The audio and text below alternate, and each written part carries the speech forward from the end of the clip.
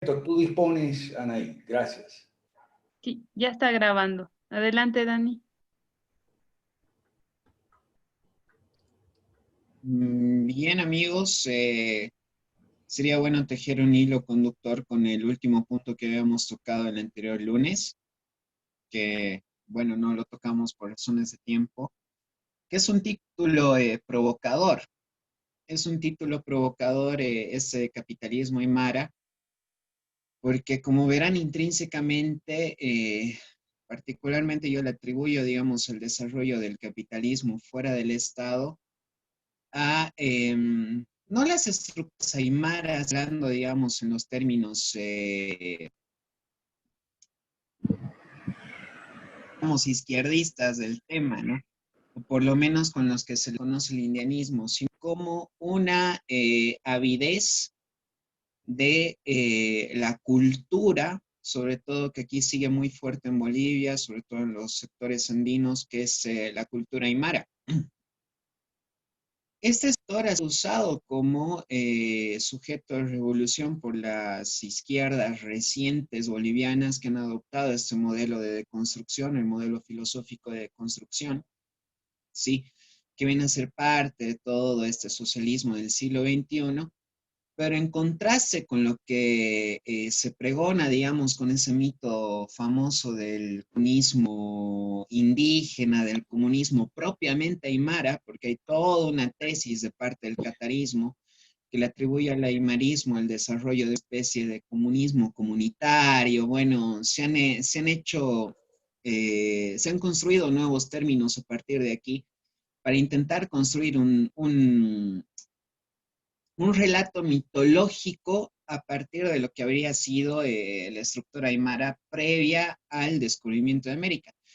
Sin embargo, en contraste a lo que podría pregonar la izquierda en este sector del mundo, lo que hemos visto, sobre todo en el desarrollo de la década de los 90, es una avidez de parte de la población de ese extracto social de Bolivia de ser muy tendente al comercio informal, de ser muy tendente al eludir al Estado. Por ejemplo, El Alto, que es una ciudad que vemos en imágenes, es bastante conocida por ser una ciudad donde prolifera el comercio informal, donde tiene mucho mercado el contrabando, ¿sí? Que ya sabemos que contrabando es una palabra para criminalizar simplemente el libre mercado entre dos fronteras, ¿verdad? Y en realidad lo que se ha vuelto el Alto es una especie de mercado enorme de abarrotes y de otros elementos en donde uno puede encontrar una variedad de artículos a bajo precio. Dependiendo de la voluntad que uno tenga para buscar, los va a encontrar de buena calidad. Y indistintamente de esto, el Alto se ha convertido en un foco de desarrollo urbano en Bolivia que aparte de eso va acompañado con una carga cultural muy fuerte, porque incluso, como vemos en imágenes, se está expresando en la arquitectura con estas construcciones fastuosas de la gente que ha tenido éxito dentro del Alto, que se llama el Cholet, ¿verdad? Que como vemos tiene una estructura bastante variopinta, muy propia del folclore aymara, con colores chillones, etcétera. No me voy a detener a explicarles qué significa, pero se ha convertido en una especie de baluarte del capitalismo y del progreso de la parte del Alto, y además de la expresión del nacimiento de una burguesía en términos marxistas, si uno lo quiere usar, pero que es gente que a base de esto, del libre comercio, del mercado, el profe tuvo el placer y el gusto de caminar por los mercados de Bolivia, que son bastante parecidos a los de México, por lo que veo, donde uno ve esto, ¿no? Uno ve una ausencia del Estado bastante sana en razón del comercio de la gente, ¿sí? Al tratarse de zonas periféricas, el Alto se ha convertido prácticamente en el centro de abasto de la capital de facto de Bolivia, que es la ciudad de La Paz. De hecho, el Alto es la segunda ciudad más poblada del país y exporta población con este modelo de capitalismo, ¿sí? Con este modelo de capitalismo hormiga, que va acrecentándose a partir del comercio hormiga, del comercio informal, del cual estos nuestros amigos son pioneros. El gran problema que nosotros tenemos es de que la acepción racial que tiene el Alto, porque es verdad, es una ciudad que creció a base de los relocalizados, entre varias comillas, que en realidad son los desplazados de las minas principalmente y del campesinado luego del decreto 21060, que toqué muy escuetamente en mi anterior exposición. Pero el Alto se va a conformar a partir de eso y esa es una buena muestra de que la gente busca su medio de subsistencia, ¿no? En menos de 15 años, el Alto se convierte en la segunda ciudad más importante del país, ¿sí? Detrás de Santa Cruz, que Santa Cruz está en el eje de las ciudades más importantes del continente.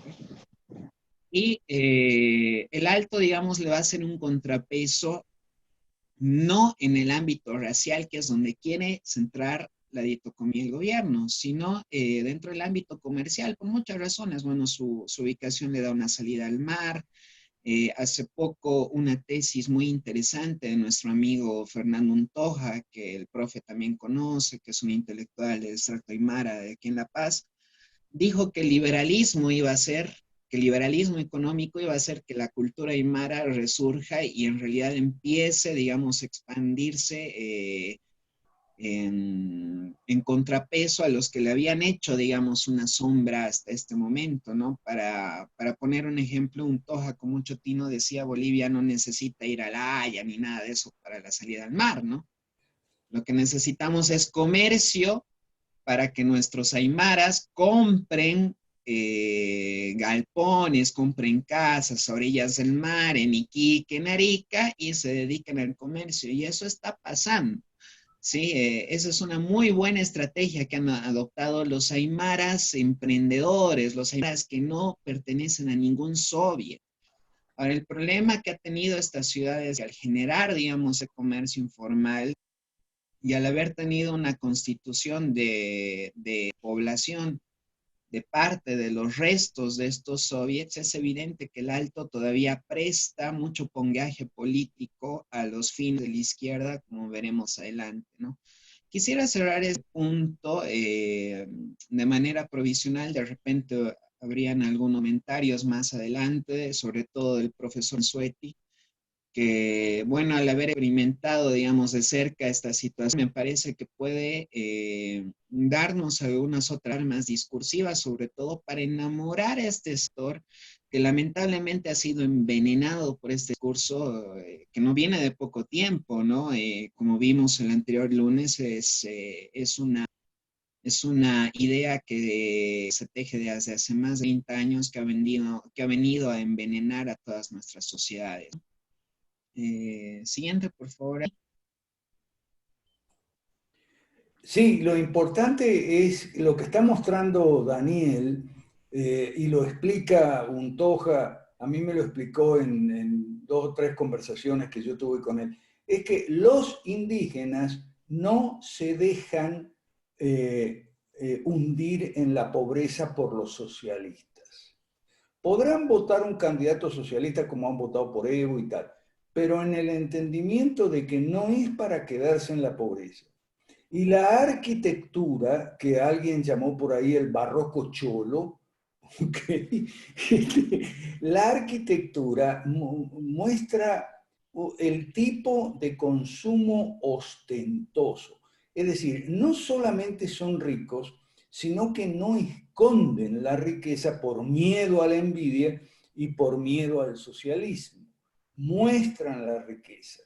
Y eso significa que, me lo dijo Untoja y lo escribe en sus libros, eso significa que en lugar de envidia hay emulación y rivalidad.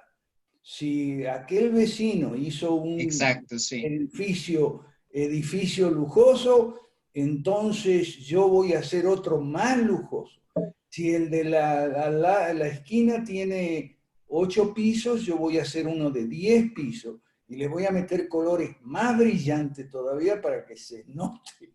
O sea, y opacar el del vecino. El consumo es ostentoso, no es escondido.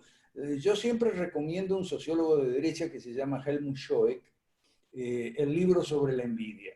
Él dice que las sociedades exitosas son las que se protegen contra la envidia. Lo que destruye la sociedad es la envidia sin freno. Entonces, la protección contra la envidia, que está en el 10º mandamiento del decálogo del Moisés, no envidies a tu vecino, ¿okay? La protección contra la envidia es lo que hace que una sociedad triunfe, emerja, tenga éxito y no se guarde de mostrar ese éxito, de mostrarlo para que lo vea todo el mundo. Y eso es lo que ha sucedido en la ciudad del Alto. Y a mí me alegra mucho porque a mí no me gustan los cruceños, Daniel sabe, porque, y los salteños le han dado en la cabeza a los cruceños porque los han desplazado en productividad, en riqueza y en habilidad comercial. ¿Okay? Todo eso que se ve en el Alto, mucha mercancía viene de China. Y esto me lo dijo a mí una chola que me encontré en el aeropuerto de Panamá haciendo los cambios de los aviones una vez, que venía de China pasando por Hamburgo y había comprado medio contenedor con una familia alteña y entonces regresaba a Bolivia para esperar su contenedor porque de ahí del Alto hay comercio mayorista que alimenta con los productos importados, contrabando entre comillas, alimenta a la ciudad de La Paz en primer lugar y también Cochabamba, Santa Cruz y el resto de Bolivia. Gracias, Daniel. Seguí. O sea que sí, pero para que no se quede así a la cuestión, el profe estaba haciendo era citar este libro. Ajá, ok, sí, ese mismo. Sí.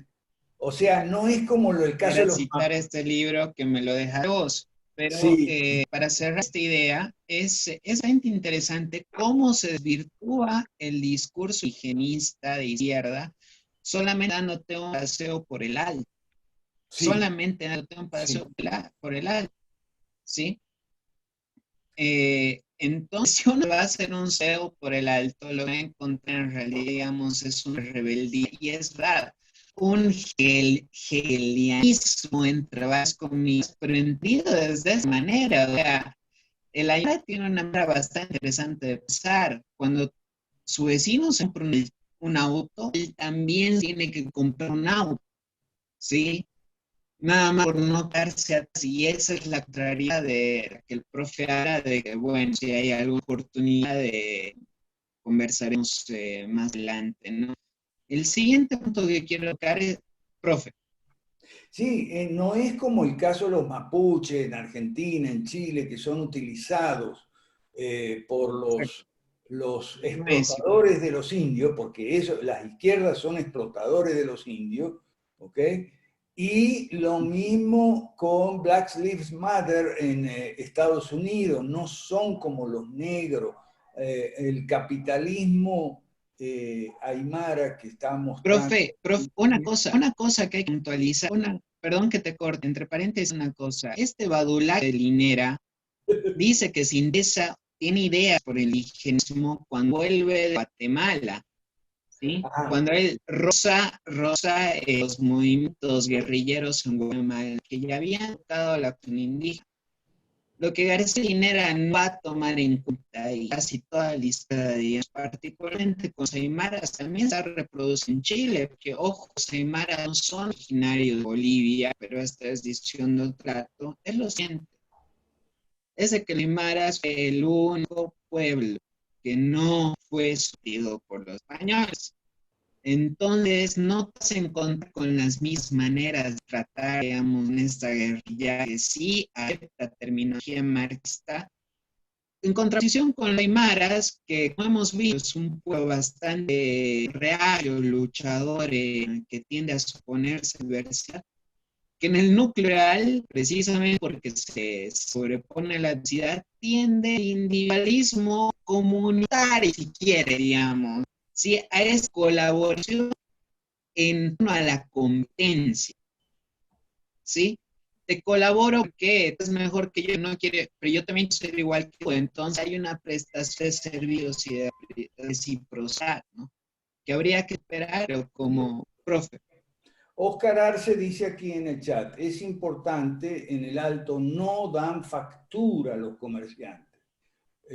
O sea, ¿Sí? evaden el pago de impuestos, no dan factura. Hay leyes malas que exigen dar factura al comerciante y impulsan al comprador a que exija factura, que pida factura. No, eso no hay en el Alto. No hay factura. Toma tu dinero, dame mi producto. Gracias. Es importante el aporte que hace Oscar y yo le agradezco mucho. Sin embargo, esto de los favores es algo que voy a ir desarrollando en la ponencia, Oscar, que te pido un poco de paciencia.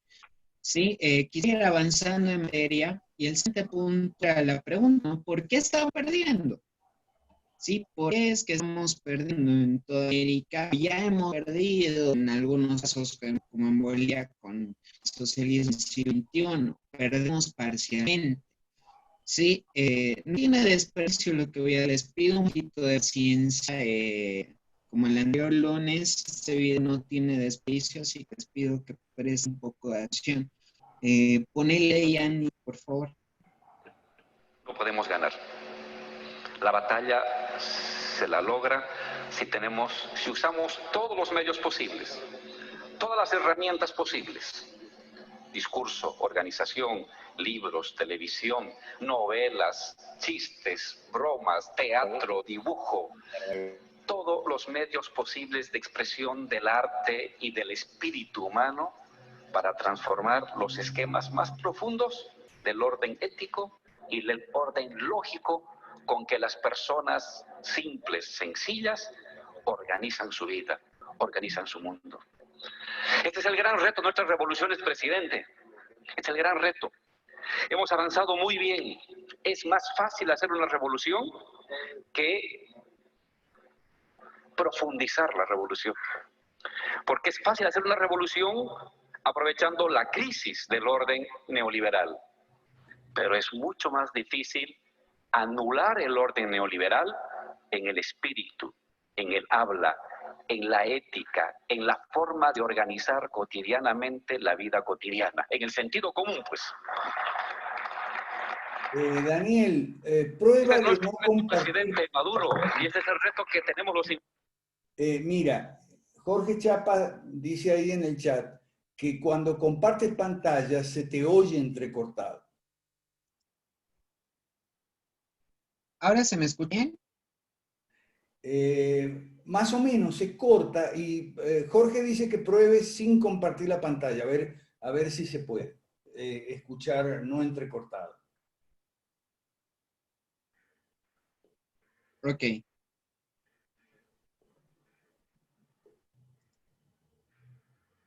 A ver si estamos bien ahora. Tal vez si le quitas tu video, Dani. Ya. O le quitas tu video. Ok, prueba ahora, a ver. Prueba de hablar.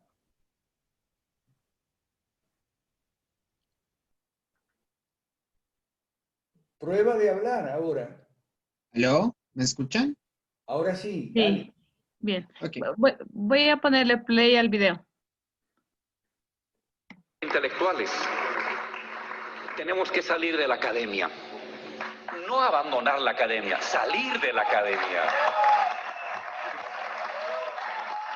Yo veo a muchos intelectuales en Europa, presidente, haciendo hermosos libros que uno lo lee. Pero ese libro lo están leyendo 100 personas y protestan contra el liberalismo. Porque ese intelectual que escribe un hermoso libro no va a la calle, no va al barrio, no va al sindicato. Tenemos que hacer eso. Y hay que convencer al que hace la telenovela, al guionista de televisión, al guionista de teatro. Hay que hablar con el artista, hay que hablar con el que hace radioteatro, hay que hablar con el que hace presentación de música. Hay que irradiar un nuevo sentido común revolucionario, que es irradiar un nuevo esquema espiritual que nos permite ordenar ética y lógicamente el mundo. Tenemos una tarea gigantesca, presidente. Esa es la manera en que el intelectual debe comprometerse. Usar todos los medios posibles, usar todas las vías posibles, usar todas las herramientas posibles para desmontar el viejo orden lógico y ético del mundo y para introducir las pautas de un nuevo orden lógico y ético del mundo. La escuela, la radio, la televisión, la universidad, los debates, las reuniones, la academia, los sindicatos, los barrios, las reuniones entre amigos, el teatro, el dibujo, absolutamente todo. Solamente si los intelectuales asumimos este reto multifacético, multiforme y absolutamente diverso, la batalla para enfrentar esta monstruosidad que hoy día nos domina va a poder ser posible de llevar a cabo su triunfo. Tenemos aquí un continente emancipándose. Tenemos una Venezuela heroica que comenzó este proceso de transformación del continente revolucionario y que abrió brecha. Bueno, creo que ha sido por demás grandilocuente, igual que la anterior vez, toda una declaración de intenciones, pero ahí está la respuesta, ¿no? Si uno escarba un poquito, encuentra ahí la respuesta. ¿Por qué estamos perdiendo? ¿Por qué estamos perdiendo? La cuestión es simple. Porque no estamos saliendo de la academia, no estamos saliendo de los libros, no estamos saliendo de la iglesia, no estamos saliendo de la célula y no estamos haciendo acción. Él nos está diciendo eso. He ahí el punto, estamos perdiendo en la acción. Pero el llevar la acción a materializarse, queridos colegas, no solamente viene con el ímpetu o la iniciativa de llevar la acción. Algo en lo que muy bien trabajaron estos señores es en tejer las categorías filosóficas, las categorías en ciencias políticas para emprender la acción. Y en cambio, de nuestro lugar nos hemos quedado muy detrás.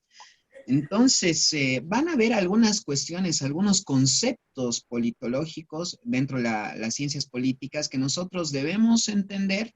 Algunos los vamos a tomar a favor, bueno, por lo menos yo propongo que los tomemos a favor, y en otros sentidos que emprendamos la acción ya con el cerebro, ¿no? Que emprendamos la acción pensante, ¿sí? Porque un gran problema que hemos tenido en todo esto es de que, bueno, Linera nos lo está diciendo, ¿no? Hemos perdido el sentido común, hemos empezado a pensar como ellos, ¿sí?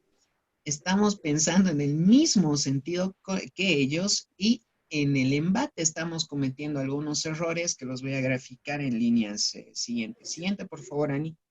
Vamos avanzando, porfa.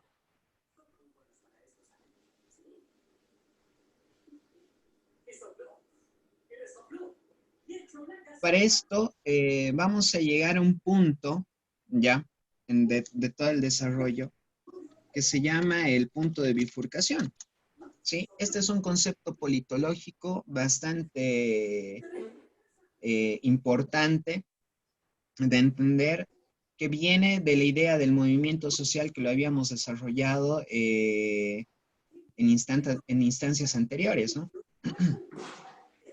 Sí, el punto de bifurcación va a ser el punto álgido en donde empezamos a ver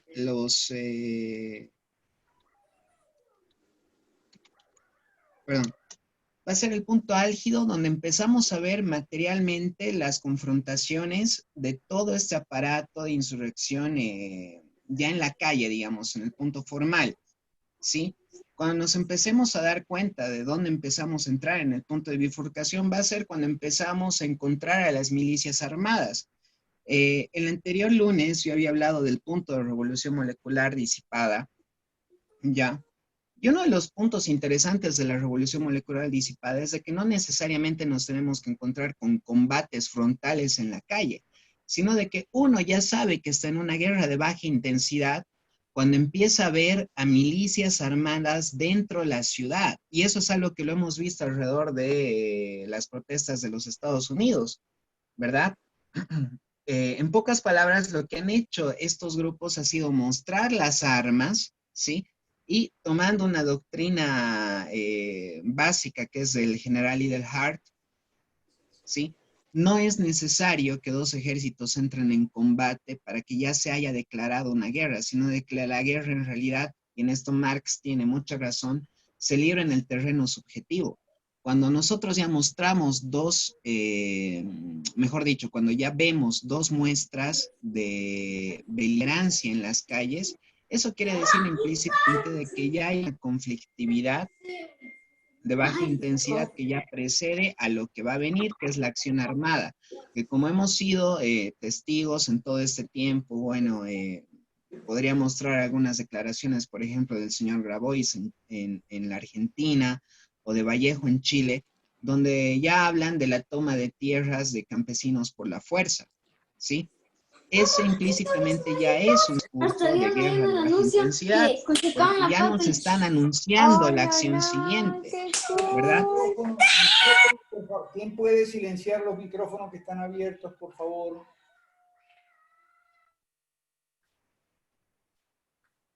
Ok. Gracias. Bien. Nosotros vamos a tener un embate de guerras de baja intensidad. ¿Qué es lo que sucede? Es de que en el caos que cunde en las ciudades, lo que va a aparecer indefectiblemente son grupos de gente que intenten defender su parcela de tierra o su negocio o su familia o lo que sea, ¿sí? Pero aparte, como sucede en los Estados Unidos, si estos grupos de gente sí pertenecen a milicias irregulares, y además voy a tocar un punto adelante, que es que el punto de bifurcación máximo, donde ya vamos a ver que explota todo esto, va a ser precisamente las protestas en los Estados Unidos, ¿no? Esa va a ser la muestra última de que ya estamos en ciernes de una toma armada de la izquierda en las calles. Y eso es algo que particularmente anticipo que va a suceder en los Estados Unidos en esta elección. Si la izquierda no gana en las urnas, lo que va a hacer es poner en marcha esta cuestión y va a ser a cualquier precio, ¿no? Como hemos visto, hay conflictividad, digamos, sin control estatal, hay conflictividad bastante fuera del control de la milicia, de la policía, vemos asaltos en los barrios, asaltos a supermercados, etcétera, etcétera. Ya esta va a ser la antesala al, a la conflictividad máxima, ¿no? Entonces, si nosotros estamos viendo el punto de bifurcación, antes, Ani, hay una definición del punto de bifurcación, por favor, quisiera que lo toquemos antes de pasar a este señor, es este, ¿no? El punto de bifurcación técnicamente es esto, es el empate catastrófico, es una etapa de la crisis de Estado, si ustedes quieren, un segundo momento estructural en el que se caracteriza por tres cosas. Confrontación de dos proyectos políticos nacionales de país. En este caso va a ser el proyecto internacionalista que por antonomasia, digamos, va a asumir en el marxismo clásico con sus diferentes variables hasta nuestros días, y las reacciones nacionales que las vamos a nombrar de manera muy escueta un poco más adelante, ¿no? Sí. Dos horizontes de país, sigo por favor, dos horizontes de país, anterior. Ya. Con capacidad de movilización, es decir, que por parte de la izquierda va a haber una milicia de base obrera, o como veremos, como propondrá el señor Heber Marcuse, van a haber nuevos sujetos de revolución. La anterior, por favor, Ani, para terminar la idea. Sí, de atracción y de seducción de fuerzas sociales. En el caso de la reacción van a ser motivos, digamos, más arraigados a la tradición y al conservadurismo, como tocaremos más adelante, y que van a ser, digamos, los pilares que nosotros vamos a usar para hacer la acción política. De los dos bloques sociales conformados con voluntad y ambición de poder, el bloque dominante y el social ascendente, en el tercer lugar, una parálisis de mando estatal y una irresolución de la parálisis. este embate puede durar semanas, meses, años, pero llega un momento en el que tiene que producirse un desempate, una salida. Eso quiere decir que necesariamente tiene que llegar el momento de confrontación armada. En Bolivia, como vimos el anterior lunes, ya tuvimos 2 antecedentes, ¿sí? El tema es de que para que este proyecto termine de ganar totalmente dentro del terreno cultural y la derrota material, como vimos el anterior lunes, va a ser este punto de bifurcación. Y para llegar a este punto de bifurcación, lo que tienen que hacer es arrastrar a las clases medias a esa violencia. Y están utilizando ardides para llevar a las clases medias a ese punto de violencia. Un ardid que están utilizando, por lo menos aquí en Bolivia y en Chile, por ejemplo, es el tema de las pensiones. O pueden ser temas variopintos, como por ejemplo la reforma constitucional, el asunto de los créditos a las pymes, etcétera, etcétera, etcétera. Donde se va a articular la protesta va a ser en razón del tema coyuntural que como siempre lo van a proponer ellos, ¿no? Siguiente, por favor, Ani. Y el punto, y esa masa, digamos, que va a sacar la izquierda para llegar al punto de bifurcación y tomar las 2 ideas de protesta social que propuso Tony Neri a la manera de García Linera, como expliqué el anterior lunes, va a ser algo que este señor llama los nuevos sujetos de revolución. Para eso voy a retroceder unos 20 años. Recordemos que cuando Herbert Marcuse llega a América, cínicamente va a decir que el chiste de la revolución es de que funcione en países que están bien, donde los obreros están bien. Entonces hay que buscar los nuevos sujetos de revolución. Eso ya lo sabemos, van a ser los gays, los negros, etcétera, etcétera, etcétera. Es menester que ustedes en su país identifiquen a este sujeto de revolución, porque por lo general ya habrá sido trabajado 20 años antes de que ustedes se den cuenta por la izquierda. En el caso de mi país va a venir con el catarismo y los soviets de los sindicatos y demás cuestiones que vienen después, ¿no? Siguiente, por favor, Ani. Bien, y el punto final va a ser una guerra civil. Herbert Marcuse tiene un libro que se llama Eros y Civilización, en donde ya se habla de una guerra civil, de la búsqueda de una guerra civil. De hecho, todo el mayo del 68 que ustedes vieron fue la procura de una guerra civil que tiene como escenario de guerra de las ciudades. En octubre del año pasado, nosotros, como en el 2003, tuvimos a voz en cuello un montón de oladas de marchas que hablaban y gritaban en voz en cuello la guerra civil o el eslogan ahora sí guerra civil. En Chile, en la Araucanía, también se está gritando el mismo eslogan. ¿Sí? Nada raro de que se empiece a repetir el mismo eslogan en los siguientes meses en cada uno de esos países. Lo que nosotros debemos recoger de esto es de que, de entrada, ya nos están mostrando las armas con el sentido beligerante y nos están anunciando lo que van a hacer si no ganan las elecciones en los siguientes meses. Lo que yo anuncio es de que si bien, digamos, se van a articular las protestas de esos sectores sociales en razón de el segundo round que se haya hecho en octubre, esta gente no está militando actualmente dentro de la estructura fuerte del MAS, sino de que son grupos que se articulan provisionalmente en razón de una protesta que no va a durar, digamos, más de 2 semanas y que va a ser nuclear. Por ejemplo, aquí en Cochabamba tuvimos el tema de la basura, ¿sí? O será dentro de 2 semanas el tema del gas, o será dentro de 2 semanas el tema de jubilaciones y pensiones. El asunto es de que la bola va a ir creciendo y al final no hay nadie con quien el gobierno negocie porque la protesta se va a ir fragmentando, ¿no? Siguiente, Ani, por favor. ¿Le pongo reproducir al video, Dani? No creo que sea necesario. Tal vez ahorita podamos abrir el micrófono, profe, antes de continuar.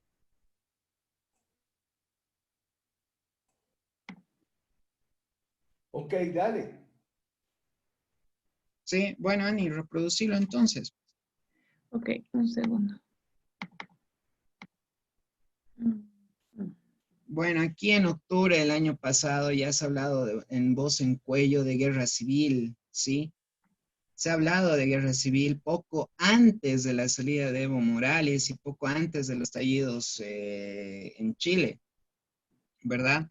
En Chile se vieron escenarios aún más preocupantes de vándalos que se grababan saqueando tiendas y obviamente se grababan para mandárselos a sus jefes. Eso da cuenta de la falta de espontaneidad en estas protestas. Sí, todo obedece a un programa, todo obedece a una estructura que va a ir escalando, ¿ya? Lo siguiente que ustedes van a ir escuchando después de la guerra civil van a ser estas demandas chiquitas que aquí en Bolivia ya las tenemos. En Chile, sobre todo, se van a dar cuenta de esto porque el modelo está siendo usado fuertemente en Chile, ¿ya?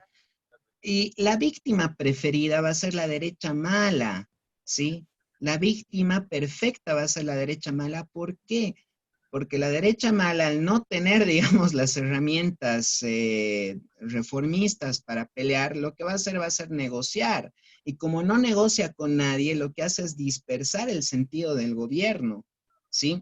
En realidad lo que uno tiene, digamos, al ostentar el gobierno y al tener una organización como el Estado que detenta, digamos, el poder coercitivo del Estado, eso que se llama gobierno, ¿ya? Es de que se institucionalice y de que ejerce esa fuerza en razón de las instituciones, llámese policía, poder judicial, etcétera, etcétera, etcétera. Lo que hace este modelo es disipar esas instituciones y volverlas soviets, volverlas consejos, ¿sí? Noten ustedes en las alcaldías de su ciudad que están llenas de consejos o de oficinas de atención a la mujer, al discapacitado, etcétera, etcétera. Cuando ellos toman el gobierno y lo fragmentan en esas oficinas de servicio, lo que están haciendo es volverlas soviets. Ahí es donde opera el modelo de revolución molecular disipada. Hay desinstitucionalización, ¿sí? Pero no solamente hay una desinstitucionalización, sino hay una falta de operatividad de las pocas instituciones que quedan, como en este caso la policía. Es decir, cualquier individuo va a ser policía. Ahí se toma el concepto de la policía comunitaria. Es más, aquí en Bolivia incluso se le cambió la doctrina y demás cosas, ¿no? Hasta hay unidades que se llaman policía comunitaria, ¿verdad? Pero dentro de toda esta guerra civil que se procura, o de esta guerra ya declarada de parte de la izquierda, ya, en realidad de lo que se sirve más que de acciones de ellos, de virtudes, de cosas que ellos hayan hecho bien, en realidad lo que van a hacer es aprovecharse de nuestros errores, ¿no? Hay errores que nosotros tenemos al momento de pelear esta cuestión en política en contra de la izquierda. Siguiente, Ani, por favor. ¿Sí? Y esos errores son cuestiones que nosotros ya andamos viendo de manera recurrente, sobre todo con nuestros colegas, ¿no? Principalmente van a ir los errores en centrar la disputa en la batalla de las ideas. Ese es un error. Centrar la pelea en la batalla de las ideas lo que va a hacer es balcanizar la acción y como escuchamos en propias palabras de nuestro contrincante, por lo menos el contrincante principal que tenemos aquí en Bolivia, es de que el think tanker no va a salir de su zona de confort, ¿verdad? La izquierda le reclamaba a sus intelectuales que sean proactivos, que hagan cosas. El problema que nosotros tenemos con los influencers y todos los que dicen que hay que centrar la lucha en la batalla de las ideas es de que procrastinan mucho la acción política. Y aparte, que balcaniza mucho la acción militar en contra de la izquierda. Porque un punto de mi tesis es de que yo concentro, digamos, esta acción desde un foco militar, porque considero que hay que combatir con armas militares una propuesta militar. Y lo que hace el think tanker es balcanizar la acción militar, la fragmenta simplemente en la lucha de las redes sociales, escribe uno que otro libro, da sus conferencias y se echa en cama a recibir los dividendos de los libros que vende, ¿verdad? Más allá no llega. ¿Sí? Aquí encontramos a los libertarios y a toda la gente que tiene aversión a la política, ¿no? El segundo error que vamos a cometer, y sobre eso me hizo una pregunta muy interesante un colega de Chile, es el de ganar la calle, el de hacerle la disputa a la izquierda en la calle.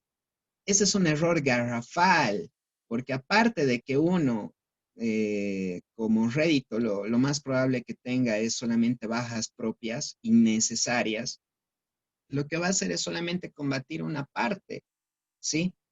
Como dije el anterior lunes, lo único que va a ser repeler un ataque, aparte que no van a tener capacidad para repeler todos los ataques, y la policía no tiene, menos va a tener pues capacidad de repeler un ataque insurreccional, un grupo de vándalos que se reúnen los fines de semana a salir con los amigos, ¿no? Porque eso es lo que se está articulando aquí, los famosos grupos de patriotas y etcétera, etcétera, no son más que resabios de gente que no tiene nada bueno que hacer y que no tiene otra idea más que salir a pelearse con los sordos en la calle, ¿no? Lo único que van a conseguir es abrirse la cabeza o que los apuñalen, ¿no?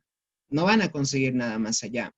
Ir a la calle es un error total porque aparte, como tercer punto y el más grave, es que les da discurso a los de la izquierda. ¿Por qué? Porque supuestamente los fachos, los que están en contra de ellos son los violentos, ¿verdad? Ellos son santas palomas que solamente reivindican sus derechos al salir a protestar, ¿sí? Cuando se sale a enfrentarlos a la calle, lo que se les da es discurso y aparte un rival con el que pelear. Y el tercer punto en donde se cometen errores va a ser el mal menor, ¿no? Con el mal menor lo único que uno hace es abrirle la puerta a la izquierda. De hecho, todos los que conocen la historia de Carlos Mesa aquí en Bolivia se acordarán que él fue mucho más fácil de tumbar, de hacerle un golpe para que entre la izquierda dura que cualquier otro gobierno que lo hubiera antecedido. Es más, yo me animaría a decir de que el mal menor es la antesala a la izquierda dura, ¿sí? Es el preámbulo, es la presentación de la izquierda dura, porque denota, digamos, la desesperación de una población que evidentemente ve el monstruo acercarse, pero que no tiene armas para pararlo. Y cuando se elige al mal menor es no más que el mal mayor ya ha ganado. Acordémonos de los dos puntos de la revolución, ¿no? La revolución necesita sobre todo de elementos subjetivos para traducirse en la objetividad revolucionaria. Este es el principal elemento subjetivo, el mal menor. Cuando nosotros vemos el mal menor, quiere decir que la izquierda ya ha ganado. Lo siguiente que viene es la izquierda dura, ¿sí? Esos son los tres errores que nosotros cometemos como sociedad para enfrentar a la izquierda. Pero gracias a Dios hay soluciones, ¿no? Y bueno, desde aquí se quiere proponer una solución, ¿sí? ¿Cómo se enfrenta la guerra molecular disipada? Bueno, lo primero que hay que tener en cuenta es de que los ideólogos de la guerra molecular disipada, lo primero que han hecho ha sido aprender de sus errores. Eso es algo que nosotros debemos hacer. Y un punto interesante es de que ellos, para tomar como referencia la disipación de ideas a partir de la escuela filosófica francesa, de la deconstrucción, sí, para esto nosotros ya en el Centro del Liberalismo Clásico nombramos a gente como Derrida, Guattari, Deleuze, etcétera, etcétera, va a ser que ellos van a estudiar militarmente sus errores.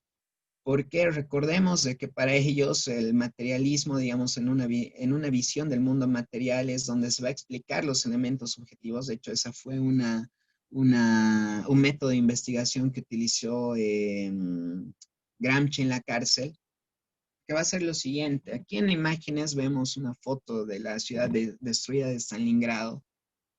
Y bueno, para los que se acuerdan lo que sucedió en esa ciudad, lo que pasó fue de que el Ejército Rojo en la Segunda Guerra Mundial atrae a que las Wehrmacht alemanas entren en la batalla en el terreno urbano, en esta ciudad, precisamente de Stalingrado. El éxito que tienen las Wehrmacht durante todo el desarrollo de la guerra es precisamente su excelente cadena de mandos, ¿sí? Es decir, la institucionalidad, ¿verdad? ¿Qué pasa? Es de que ellos al entrar a combatir en terreno urbano, disipan sus fuerzas y la institucionalidad se pierde. Eso es lo que nosotros debemos agarrar, porque eso es lo que ellos han entendido, ¿sí? Ellos atrayendo a la institucionalidad, a la ciudad, o sea, el terreno urbano, la tribu, ¿sí? Disipan la fuerza de la institucionalidad y esa es la manera en la que lo combaten. Bueno, el resultado en Stalingrado es altamente conocido para los que les gusta, digamos, repasar algo de historia, ¿no? Que es el fracaso rotundo y rimbombante de las Wehrmacht. Si pierden porque centran la batalla en la ciudad, disipan sus fuerzas, no se institucionalizan, no siguen el libreto, no hacen lo que deben hacer, ¿sí? Lo que hacen es centrar un combate holístico contra un enemigo que no ven, ¿verdad?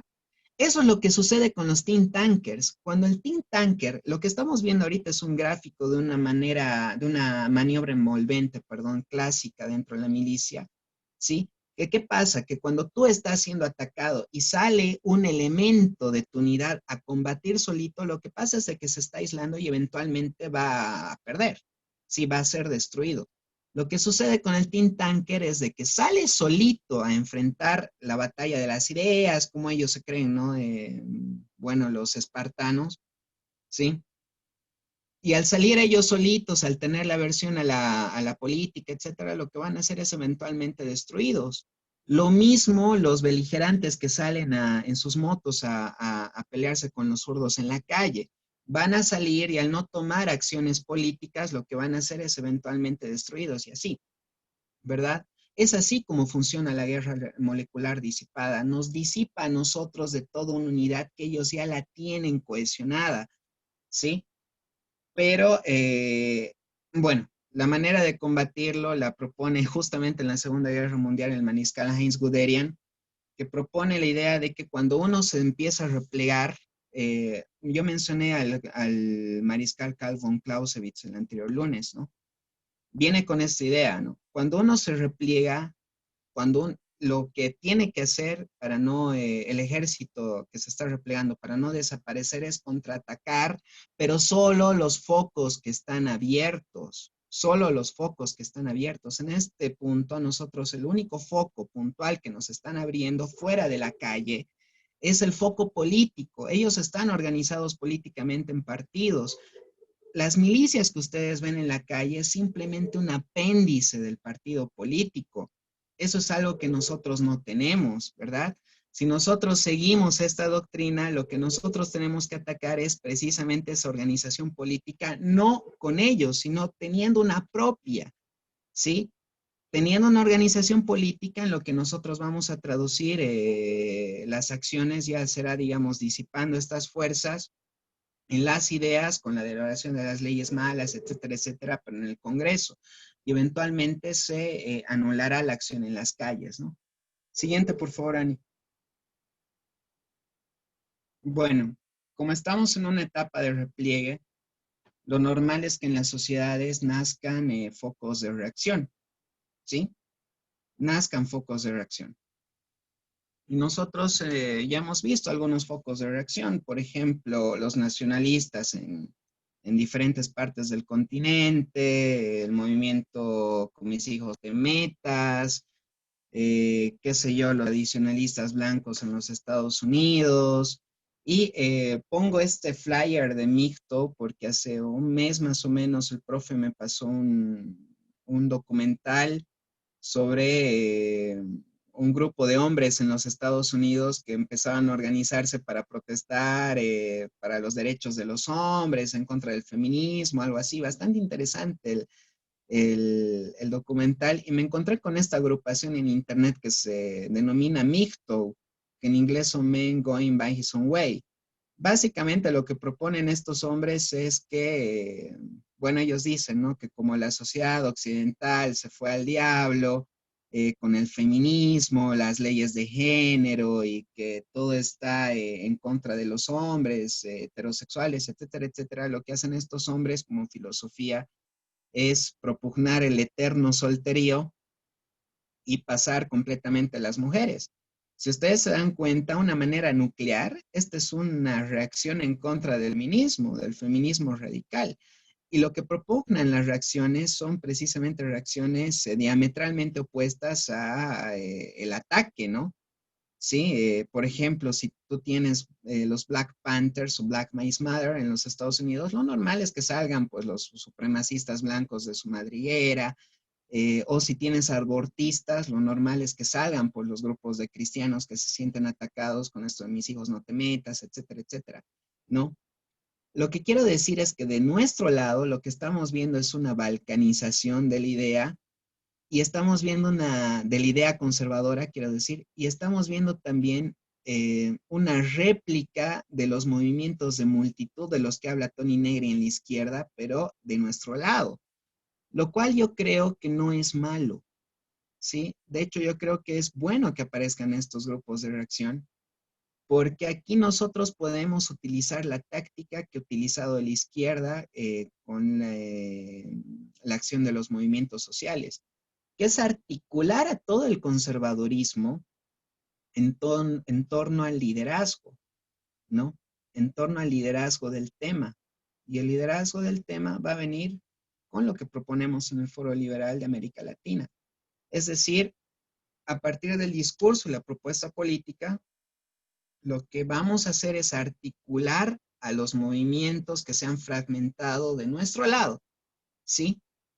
Y en la acción política, a manera discursiva, nosotros articularemos como movimiento, bueno, con la idea del fusionismo y demás cosas que ya tenemos desarrolladas, en virtud de hacerle la guerra a la izquierda, pero en este sentido, ¿no? Lo que propongo es centrar las batallas estrictamente en los frentes que nos ha abierto la izquierda. Porque lo que estamos viendo en razón de las leyes malas, Black Lives Matter, los mapuches en Chile o los aymaras en Bolivia, simplemente son los tentáculos del núcleo que ya se ha trabajado con esta idea que es la guerra social, ¿no? Hasta aquí quiero llegar, profe, me estoy quedando sin voz, quisiera abrir el micrófono, comentarle un poco, tal vez si hay preguntas, no sé, los estoy aburriendo. No, no, no, para nada. A mí me parece excelente. No veo manos levantadas y tampoco en el chat. Intervenciones, por favor. ¿Alguien quiere comentar o preguntar? Ahí está Miguel Díaz de Perú levantando la mano. Adelante, Miguel. Buenas noches. Buenas noches, ¿qué tal Miguel Díaz de Perú? Había estado viendo también desde hace mucho tiempo, desde 2017 más o menos, esta corriente de los libertarios, ¿no? Que se estaban enfrentando hacia las izquierdas. Pero he visto también, como dice el amigo que está en la ponencia, que estamos un poco divididos y salen grupos reaccionarios distintos, ¿no? Entonces, lo que he visto también, y no sé cómo le parecerá al profesor Mansuetti, es que, por ejemplo, se han estado uniendo los liberales con los libertarios en Argentina, por lo menos, ¿no? Acá en Perú no se ve mucho eso, pero no sé cómo lo ve ese aspecto, ¿no? De repente no tienen mucha teoría o mucha experiencia como acá las 5 reformas, pero creo que hay un buen inicio para poner esa semilla, para poner esa doctrina de las 5 reformas. No sé cómo usted lo ve, no sé si ha planificado conversar con ellos para que se unan al grupo o por lo menos presentarles a ellos también, ya que tienen más visibilidad entre los jóvenes, por lo menos, ¿no? Por ejemplo, Milei es bastante visto por los jóvenes. Entonces, no sé si se ha visto esa idea, de repente se ha pensado en mostrarles las 5 reformas a ellos para que ellos también lo puedan presentar, ¿no? Ajá. No sé cómo. Escúchame, Miguel Díaz de Perú. No pongas el ejemplo de Argentina, porque yo Argentina lo conozco muy bien. ¿Ok? Claro.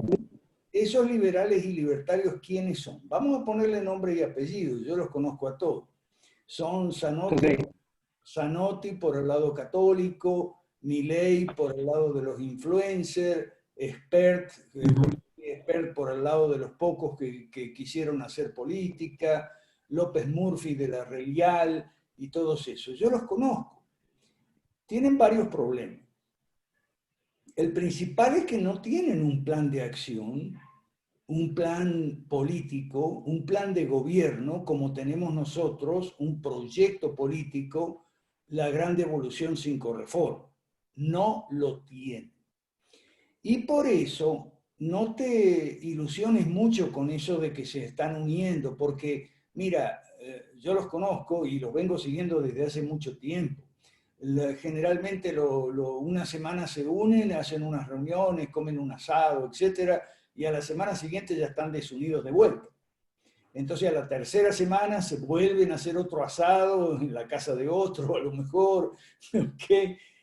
Pero esa unidad es efímera.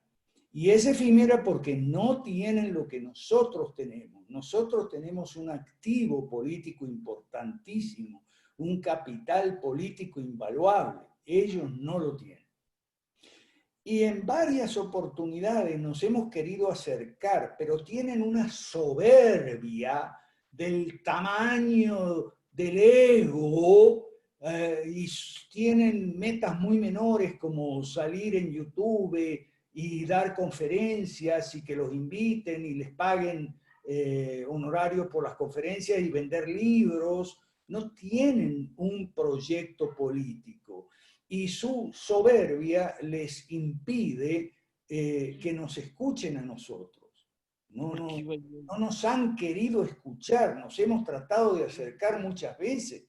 Por ejemplo, a Gabriel Zanotti lo hemos incorporado a nuestro consejo consultivo. Ese es un mérito de Jorge Chapas aquí presente. ¿Ok? Pero es medio remolón. Y así son todos. ¿Ok? Entonces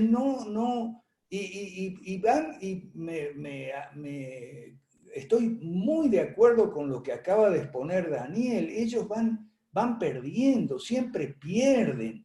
Por ejemplo, Axel Kaiser en Chile, para salir un poco de Argentina. Axel Kaiser en Chile. Yo lo desafié, o sea, salió diciendo, bueno, pero es que los libertarios siempre llevamos las de perder, hay que ver qué es lo que estamos haciendo mal. Bueno, yo en mis redes sociales, hasta el poco alcance que yo tengo, le dije, caramba, la respuesta es muy simple, carecen de un proyecto político, pero ni contestan. Y ojo, los cristianos, ya va, déjame terminar porque es importante esto. Los cristianos igual, ellos tienen sus divos y divas de YouTube y de las redes sociales, tipo Enior Jiménez, ese tipo de cosas. Pero no quieren escuchar, porque tienen una soberbia muy grande y un anhelo de figuración personal, un anhelo de protagonismo. No son como nosotros, querido amigo. No son como nosotros. Nosotros vamos detrás de un proyecto. Nosotros... como yo estuve trabajando casi toda la semana y el fin de semana con la gente de Unión Liberal de Costa Rica, ellos sí nos están escuchando y ellos sí están adoptando por parte del presidente, sobre todo Miguel Jiménez, están mirando, están atendiendo y están escuchando seriamente el programa de las 5 reformas con vías a unirse con nosotros. Pero un tipo como Axel Kaiser, no. ¿Qué es lo que hace él? Él hace un libro con Gloria Álvarez, que es pro aborto y tal, y es justo para espantar a los cristianos. ¿Ok? ¿Y qué hacen ellos? Por ejemplo, a mí me parece increíble, Relial, que hace un concurso para los jóvenes que presenten microproyectos, pero es que nada micro se puede hacer si no se cambia el sistema, y para cambiar el sistema hay que tener un proyecto político y una herramienta política como es el Foro Liberal de América Latina y los partidos que nosotros tenemos. Pero la gente de Relial, entonces microproyectos, todo micro. Me parece increíble también, por ejemplo, el grupo que organiza cada 2 años, creo, el Congreso Mundial de la Economía Austríaca en Rosario. Yo me gradué en Rosario. Ahora, Rosario es el bastión de la izquierda en Argentina desde hace muchos años. Fíjate que Santa Fe, que es la provincia donde está Rosario, nunca gana el peronismo, casi nunca gana el peronismo, porque el socialismo puro es el que arrasa. Y este sinvergüenza, no lo voy a nombrar, este sinvergüenza que organiza los congresos de economía austríaca, cada congreso se saca fotos con el alcalde de Rosario y con el gobernador de Santa Fe, que son socialistas. Así que están mal, Díaz de Perú. Sí, perdón que te corté. Sigue, por favor. Miguel Díaz. No, profe. Sí, sí, adelante. Para Miguel y complementando la respuesta del profe, eh, el motivo por el que no va a funcionar ninguna coalición, bueno, yo lo quisiera centrar en una explicación técnica, ¿no? Y por eso vuelvo a esta diapositiva. Por favor, préstenle un poquito de atención. Si, evidentemente no tienen nada de ampuloso, sino tiene que ver más con una explicación. Bueno, yo toqué el tema de Stalingrado, de la batalla de Stalingrado, que para conocimiento de cultura general tal vez sea bueno que el que no lo conoce la lea, ¿ya?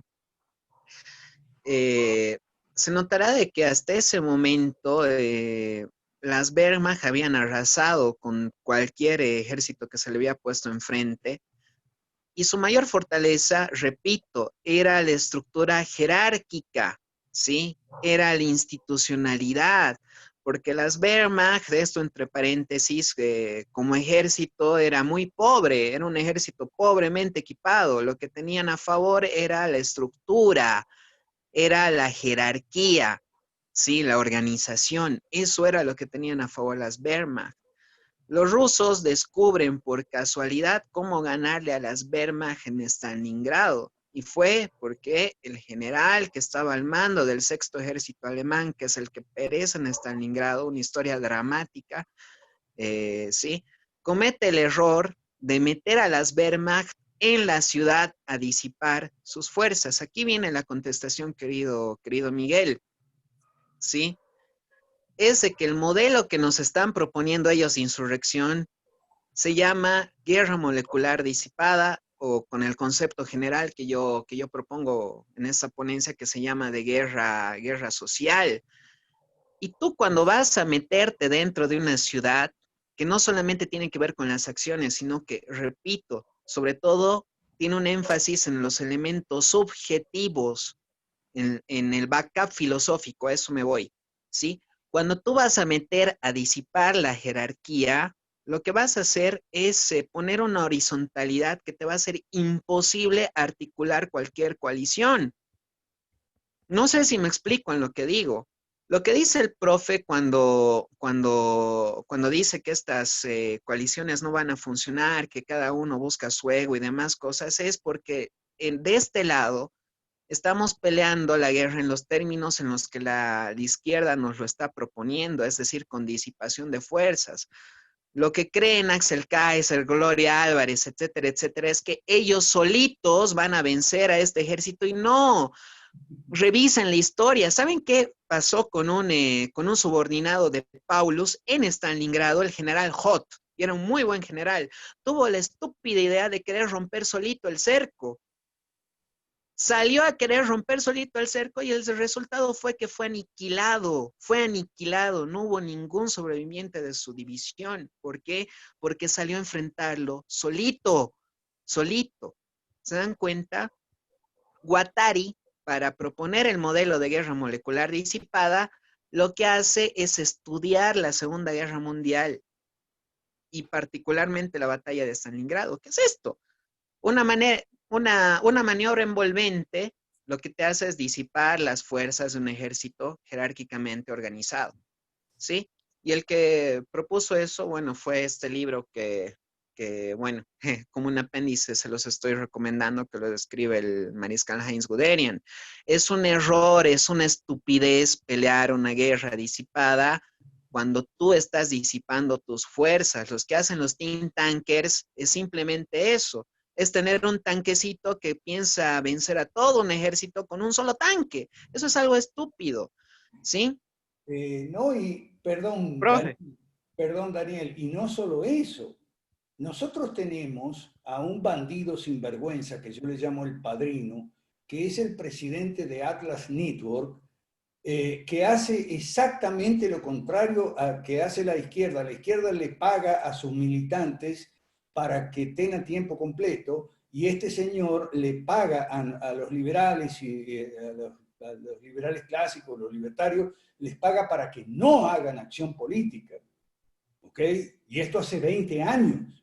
Y yo lo vengo denunciando hace 20 años. Digo que es un bandido, sinvergüenza, atorrante, porque es argentino, ¿ok? Entonces, si tú tienes un tipo con una bolsa llena de plata que recorre América Latina, o mejor dicho, recibe a los latinoamericanos allá y les entrega plata con la condición de que no hagan política y que les corta los subsidios tan pronto los vea metidos en algo político, bueno, así estamos mal.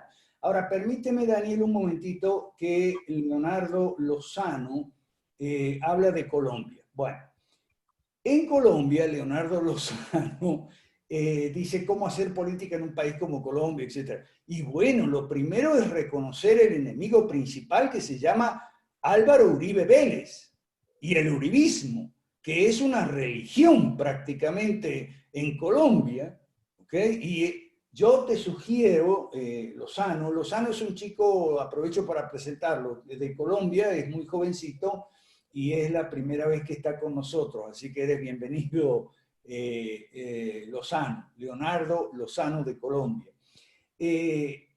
Yo te sugiero también que, por ejemplo, en Colombia tienes a Daniel Reisbeck. Daniel Reisbeck cree que él solito, como dice, que él solito le va a ganar a la izquierda en Colombia. Está mal. Yo he tenido conversaciones con Daniel Reisbeck, le he hablado de estas cosas, le he hablado de las 5 reformas y tal, pero él no quiere, él cree que él solo le va a ganar a la FARC en Colombia. Es una persona que no es recomendable. Yo te sugiero, Lozano, que sigas a nuestro querido amigo Ricardo Puentes Melo, que él denuncia desde hace muchos años, él viene denunciando lo que es Uribe y el uribismo. Es el caballo de Troya de la izquierda dentro de las filas de la derecha, de las filas liberales, conservadoras, lo que sea. Entonces, vamos a empezar por ahí.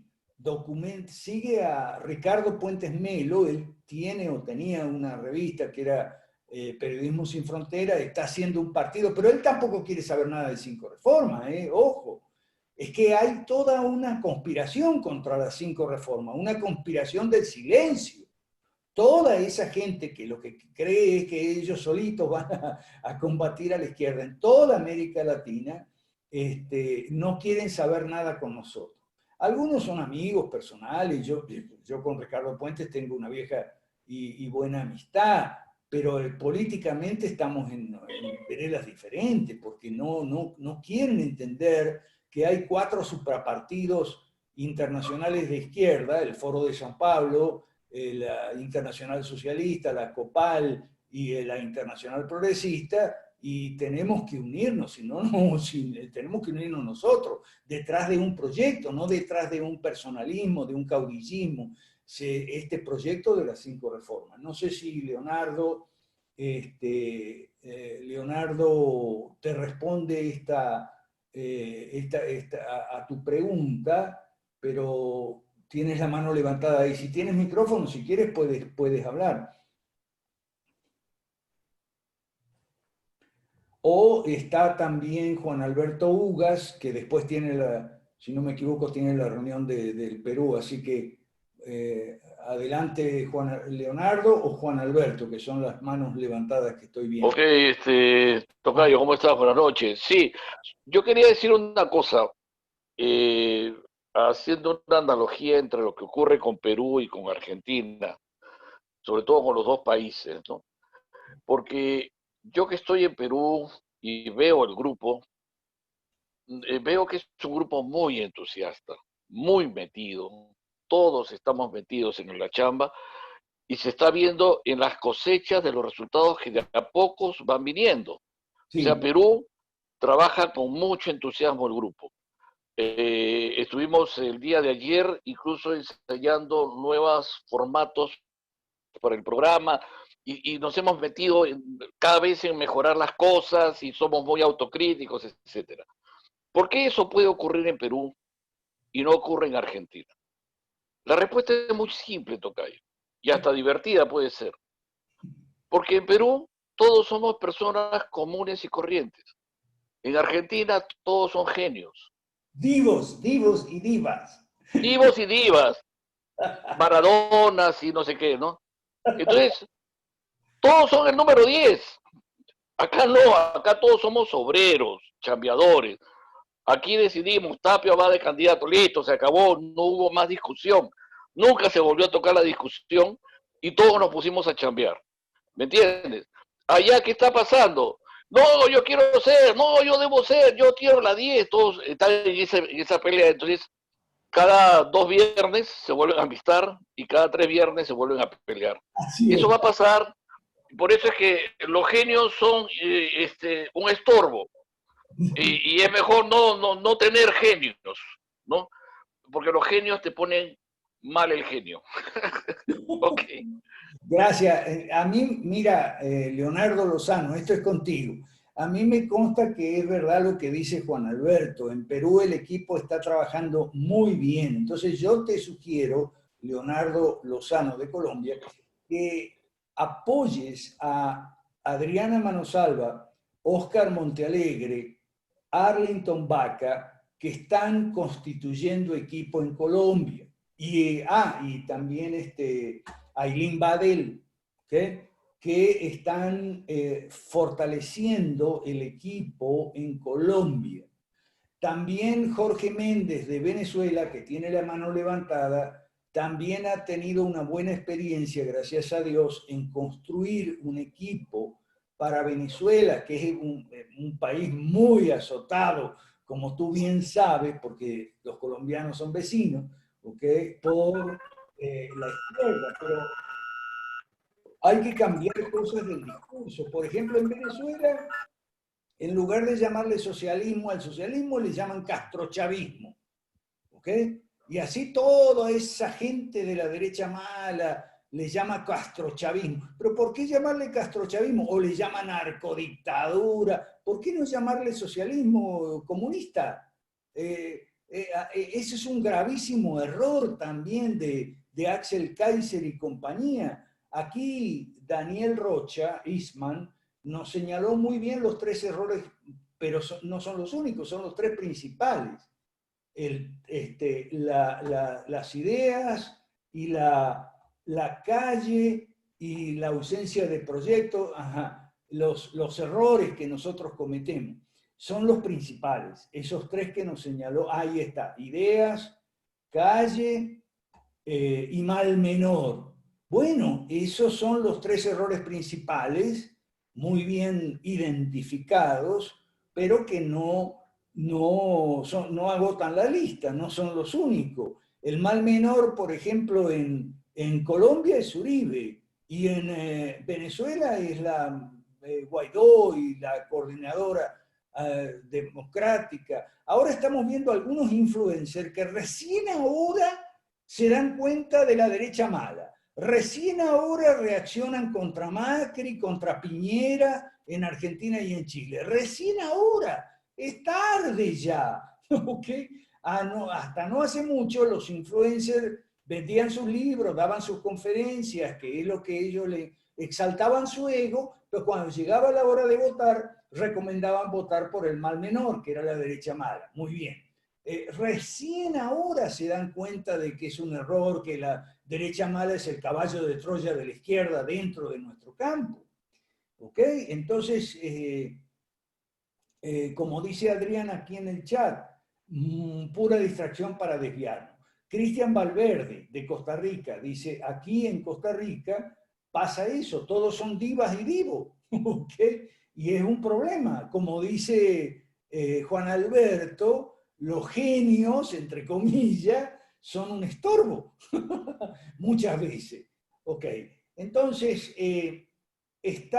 me gustaría darle la palabra a Jorge Chapas o Jorge Méndez, cualquiera de los dos. El que esté más a mano, Jorge Chapa o Jorge Méndez.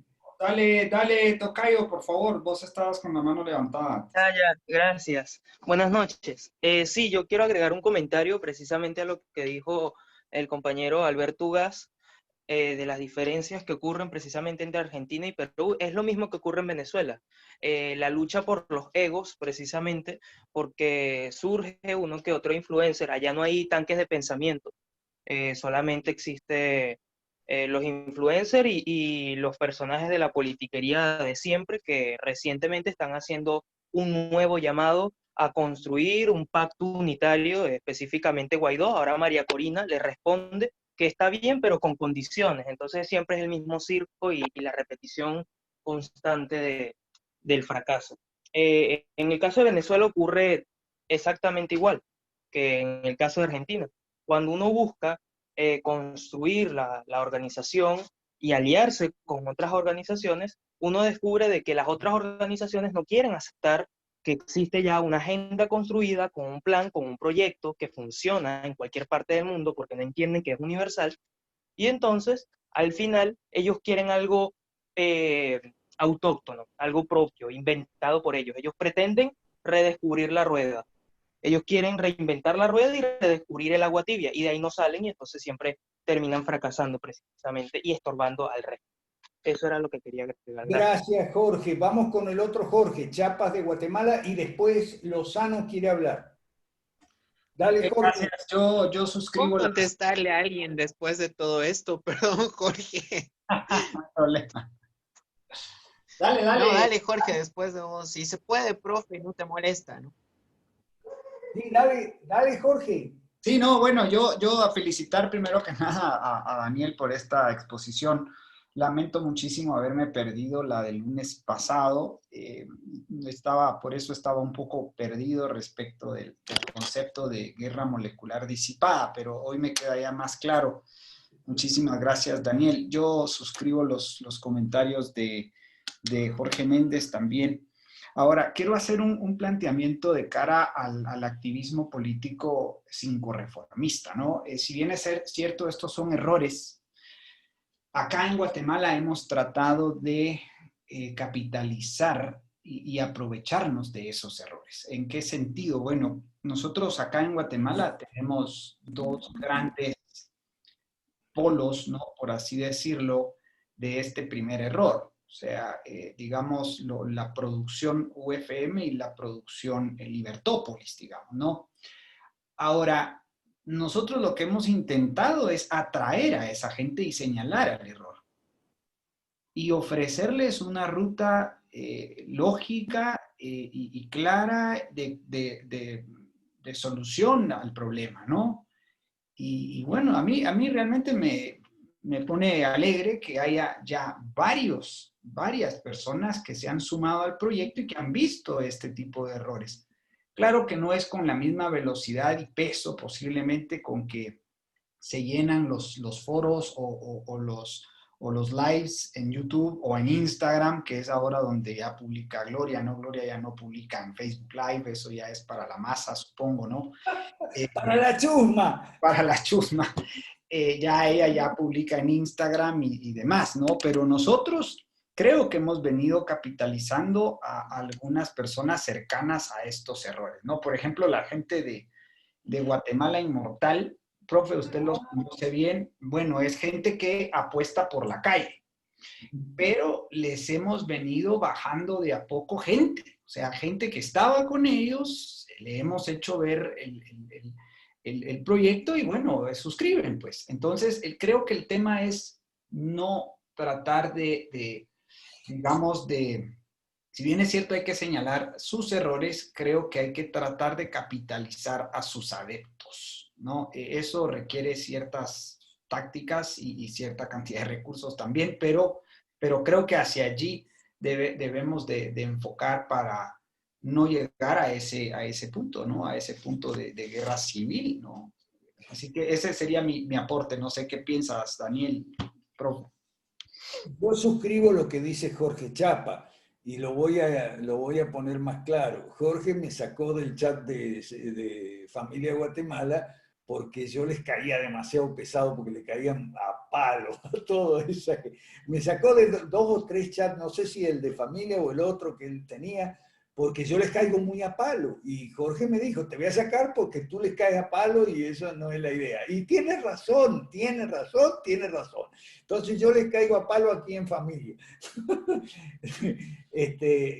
No sé si Daniel tiene algo o si no, Lozano que quería intervenir.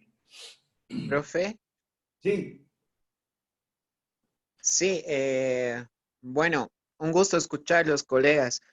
Primero que nada, quiero hacerle un agradecimiento y una mención muy especial. Creo que vos y yo le debemos mucho, Mansueti, no la mencionamos todo lo que se merece, que es a mi amiga y hermana Anaí Carrasco, que me ayudó con la parte tecnológica. No lo hubiera podido lograr sin ella y sin su apoyo moral y espiritual, y le agradezco mucho, y obviamente sin el amparo de mi Señor Jesucristo, mi Salvador.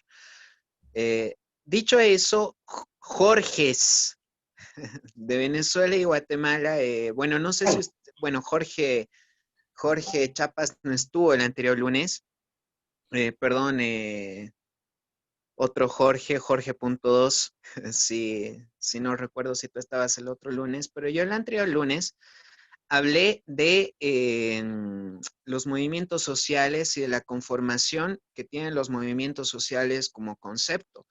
Lo que yo quiero dejar, profe, Jorge y a todos, quiero dejarles la pelota boyando, es de que yo propongo que para captar a esa gente, porque yo no solamente vine a mostrarles el problema y anunciarles una guerra civil, no, lo que uno quiere es proponer soluciones. Lo que yo propongo es de que utilicemos la estrategia que le propone a la izquierda Tony Negri con la conformación del movimiento social. Es decir, lo que propongo es quitarle un tanque al enemigo y usarlo nosotros, ¿sí? Y lo que propongo es precisamente la conformación del movimiento social. Los movimientos sociales no se articulan en base a un organigrama, porque repito y digo, bueno, de repente sería interesante de que cada elemento de los que estamos aquí tal vez vayamos tocando, desmenuzando varios puntos de la guerra molecular en presentaciones siguientes, ¿no? Pero es de que todos estos grupos se articulan en base a un tema, a un discurso propositivo, Jorge. Ani, no sé si me puedes pasar la siguiente diapositiva donde estaba Mixto, con mis hijos no te metas y demás cosas. La siguiente creo que es. Esta de acá, exacto, sí. Miren, estos grupitos, lo que yo llamo la reacción cuando un ejército, cuando un elemento conglomerado humano está siendo atacado y está en etapa de repliegue, lo normal es que nazcan puntos de reacción, ¿sí?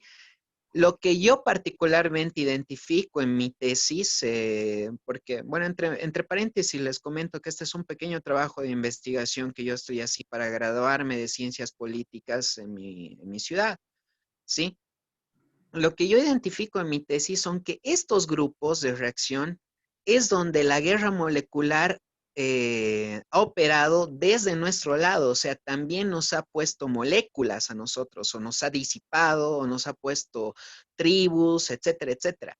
Entre paréntesis les comento lo siguiente, acuérdense de que Marx en la etapa postrevolucionaria propone volver a la tribu urbana, ¿sí? Lo que estamos viendo es eso, son guerras de tribus urbanas y lo que nosotros tenemos de nuestro lado, con mis hijos no te metas, con Micto, son eso, son reacciones de nuestro lado. Lo que nosotros tenemos que hacer, o bueno, lo que según yo creo que debemos hacer, es articular estos grupos a la manera de la izquierda, es decir, con el discurso, tomando la vanguardia. Por eso es de que se propone pues un liderazgo, ¿sí? Más que un movimiento político. Yo propongo que 5 reformas, el Foro Liberal, tome el liderazgo de estos grupos moleculares, no que los busque integrar, porque particularmente creo, profe, de que buscando integrar a esta gente, vamos a seguir teniendo los resultados que tenemos ahora. Lo creo que que yo creo que necesitamos es tomar la vanguardia, el liderazgo. ¿Sí, profe? ya va. Tenemos 3 partidos bien armados que son Familia en Guatemala, eh, Devolución en Perú y Creemos en Venezuela. Estamos trabajando mucho con Costa Rica y el Partido Unión Liberal. Tenemos los partidos, ¿ok? Es probable que lo que tú estás planteando, la articulación de las protestas, por el lado, por ejemplo, de los niños, con los niños no te metas, y por el lado del homeschooler que practica mucho y defiende el Partido Familia de Guatemala y demás, que esos temas, que es al tema donde tú vas, o sea, cómo podemos articular esos focos de protesta puntuales, aisladas, single issue, o sea, un solo punto, con nuestro proyecto. Entonces, es probable que ese sea el tema del sexto Foro Liberal de América Latina, si lo podemos hacer en alguna parte o si lo haremos tal vez virtual, que es una idea que a mí no me gusta mucho, pero no te olvides de la carencia de fondo, ¿ok? Que ese es un factor limitante, es una restricción que nos tiene muy limitados. ¿Por qué? Porque no tenemos fondos para que la gente ande tiempo completo en este proyecto, articulando movimientos de protesta, como tú muy bien dices, a el proyecto general. Es posible que entonces, si podemos hacer el sexto foro en marzo, ese sea el tema central, cómo articular las protestas sectoriales con nuestro proyecto. Pero hay manos levantadas. Bueno, profe, entonces ahí yo pongo una línea de discusión de entrada para que se trate en el foro. Ajá. Sí, liderazgo sobre articulación. Sí, sí, y recolección de fondos. Te estás olvidando de eso, que es muy importante. Sí, sí. Porque es una restricción, y una restricción que tiene nombre y apellido, se llama restricción presupuestaria, que en términos de investigación de operaciones es una línea recta que, marcada por el escaso presupuesto, y se llama así, restricción presupuestaria. Tenemos manos levantadas ahí de Colombia, Bueno, ¿ya Leonardo puedo hablar? y Adriana. Sí, adelante. Bueno, sí, envío un cordial saludo desde Bogotá a cada uno de los participantes. Como bien me presentó el profesor, es primera vez que me uno. Tengo pues sobre todo mucho que aprender y tengo como algunas inquietudes. De por sí yo me conecté bastante tarde en relación con el tema de Men Go Their Own Way. Considero que nunca es comparable con movimientos como Con mis hijos no te metas. Por ejemplo, MGTOW lo relacionan con los cinceles, mientras que en Argentina, que ustedes conocen mucho mejor, el tema de Con mis hijos no te metas, hubo marchas masivas, realmente masivas, que no se ven con cosas como, no sé, los cinceles o los MGTOW. Tema, por ejemplo, del homeschooling, no me parece algo relativamente aislado, sino un mecanismo de resistencia, justamente teniendo en cuenta que todo un país como este, me imagino que en los de ustedes es similar. Hay proyectos educativos institucionales de los cuales no se puede salir de esa camisa de fuerza, están mediados por la ONU, por organismos que ya sean de Estados Unidos o de Europa, que vienen con todas estas ideas progresistas y demás, que seguramente ustedes manejan el tema mejor, mucho mejor que yo. Ya aterrizando a Colombia, de por sí, cerrando ese tema, de por sí esta reunión no es en el marco de una institución universitaria, sino que lo estamos haciendo por fuera de la institucionalidad que presumo que estamos tratando o estaremos tratando de fortalecer vía política con otro tipo de propuestas, pero por lo menos por ahora me parece interesante reconocer que lo estamos haciendo fuera de esos mecanismos. Aterrizando a Colombia, la situación es terrible. Por ejemplo, hace no mucho tiempo, en el sur del país, hubo unos asesinatos a menores de edad y hubo un show mediático brutal y todo, y con algo tan terrible, espantoso, cuando ya las FARC disidentes, entre comillas disidentes, se adjudican la autoría de las masacres, entonces ya para el ejercicio mediático en las redes sociales, al menos aquí en Colombia. ¿Sí? Yo mencionaba en el chat que no es poca cosa que gente como La Puya, no sé si han oído hablar de ella, una influencer de izquierda, cada vídeo que saca tiene más de 5 millones de reproducciones. Entonces, com sí, com sa, yo considero que no hay que menospreciar tampoco al que está tratando de dar esa batalla de las ideas. Considero, y estoy totalmente de acuerdo con el profesor, que hay que superar el mal menor a Uribe. De por sí esos baches los he ido notando en los think tanks nacientes colombianos y eso, que no se está atacando el uribismo. No, se habla de libertad, de por sí hay movimiento libertario y ni siquiera se cuestiona. Estuve hace poco en un evento de ellos, ninguno de los expositores, estoy en una maratón de 9 de la mañana a 9 p.m. hora local, y ninguno de los exponentes puso en cuestionamiento las medidas draconianas que se están tomando aquí en Colombia. Yo les mencionaba en el chat, en la primera década de este siglo, durante uno de los mandatos de Álvaro Uribe, se hizo un cambio brutal a la Constitución, y es muy difícil entrar a la política. De por sí el Raisbeck que menciona el profe Mansuetti se quemó intentando llegar a la alcaldía, o al menos darle representatividad como partido político al movimiento libertario. ¿Qué pasó? Se quemó, perdió un montón de plata, yo no sé, porque eso me llegó tipo rumor, algo así 200 millones de pesos colombianos le tocó pagar. Eso son muchos dólares, digamos 100.000 dólares. Entonces está muy difícil participar, y hay grupos armados que están activos. O sea, el paramilitarismo está activo, la izquierda, o sea, lo que ha mencionado, ¿sí? El factor político, el factor calle y el factor de que hay un terrorismo tanto de Estado como de los grupos como FARC, que además están legitimados y que ustedes han de conocer mucho mejor que yo, que están en connivencia con el régimen de Maduro, y tanto el ELN como FARC están en el sur de Venezuela. Entonces, es una cosa que yo digo, fue pucha, ¿qué hacer? O sea, yo quedo como con una mano, sí, adelante y otra atrás. ¿Qué hacemos?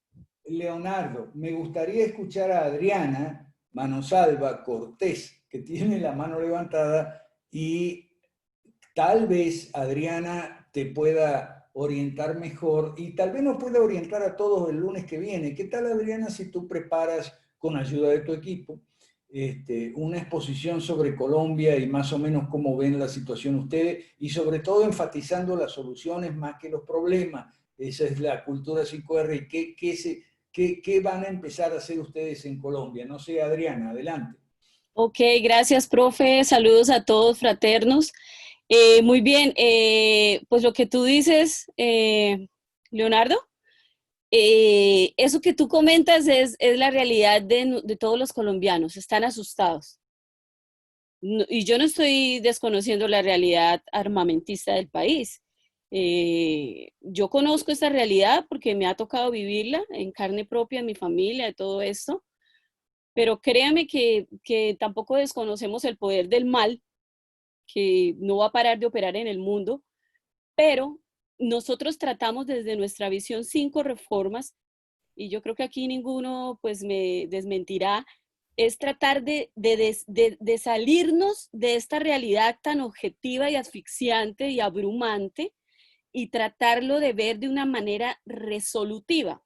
¿Qué vamos a hacer para solucionar el problema?